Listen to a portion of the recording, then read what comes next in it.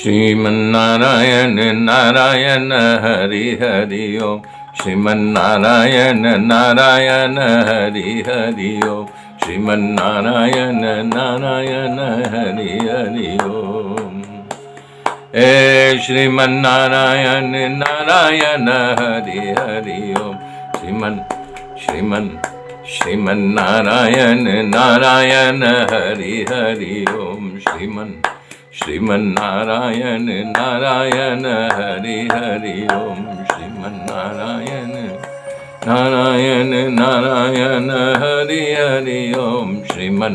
श्रीमन्नारायण नारायण हरि हरि ओम। ओम नमो भगवते वासुदेवाय। ओम परमात्मने नमः। मेरे मित्रों, मैंने बताया था सातवीं सृष्टि जिसका संचार ऊपर की होता है, उसमें चैतन्य शक्ति और ज्ञान शक्ति प्रकट रहती, जो मात्र स्पर्श का अनुभव कर सकती है। आठवीं सृष्टि की बात बता रहे हैं, त्रियोगुणी होती है। इसमें पशु पंछियों की सृष्टि 28 प्रकार की बताई गई है। काल का समय का ज्ञान नहीं होता, उसमें तमोगुण की अधिकता होती है। केवल खाना पीना, मैथुन क्रिया, सोना आदि का ज्ञान होता है। मात्र सूंघ लेने से ही वस्तुओं का ज्ञान उन्हें हो जाता है।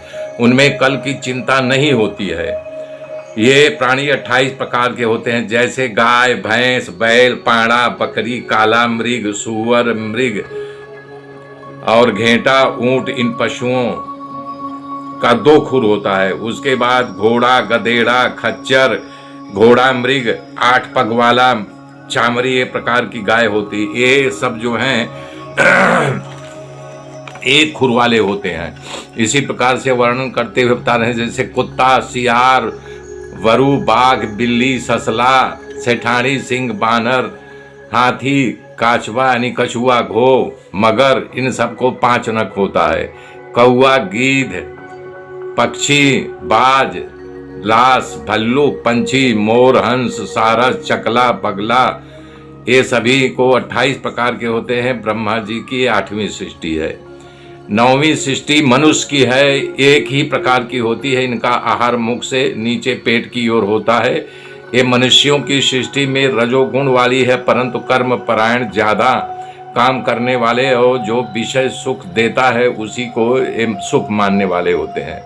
उन्हें पता है कि विषय में सुख नहीं है, फिर भी सुबह शाम सुख की ही शोध करते रहते हैं। ये मनुष्य का स्वभाव है, जैसे कुत्ता, सियार, वरु, बाघ, बिल्ली, ससला, सेठानी, सिंह, बानर, हाथी, काचवा यानी कछुआ, घो, मगर, इन सबको 5 नख होता है।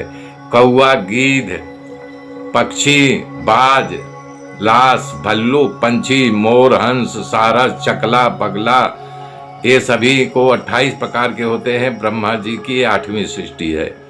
9वीं सृष्टि मनुष्य की है, एक ही प्रकार की होती है। इनका आहार मुख से नीचे पेट की ओर होता है। ये मनुष्यों की सृष्टि में रजोगुण वाली है, परंतु कर्म परायण, ज्यादा काम करने वाले और जो विषय सुख देता है उसी को सुख मानने वाले होते हैं। उन्हें पता है कि विषय में सुख नहीं है, फिर भी सुबह शाम सुख की ही शोध करते रहते हैं। ये मनुष्य का स्वभाव और गुण की प्रधानता के कारण हुआ है। भागवत में मनुष्य का स्वरूप बताया गया है। जो रजोगुण की अधिकता वाला होता है, वो कर्मपरायण हो और दुख में ही सुख मानने वाला हो, उस मनुष्य कहने में आता है। ये 9वीं सृष्टि हुई। और 10वीं सृष्टि का वर्णन करते हुए प्रकार है, 8 प्रकार की होती है, जिसमें देवता, पितृ, राक्षस, भूत, प्रेत, ये अनेक प्रकार करके गंधर्व, सिद्ध, चारण, यक्ष, विद्याधर, किंग पुरुष, किन्नरों जिसको कहा जाता है, ये 8 प्रकार के भेद वाली होती है। सृष्टि की 10वीं सृष्टि बताया गया है।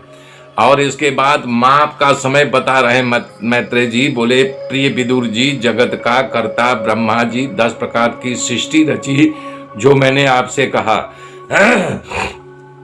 अब मनवंतर और मानव वंश का वर्णन करता हूँ, उसे सुनो। कह रहे हैं विदुर जी, इस पृथ्वी के सूक्ष्म में सूक्ष्म जो अंश है, जिसका 2 भाग नहीं हो सकता, उसे परमाणु कहते हैं।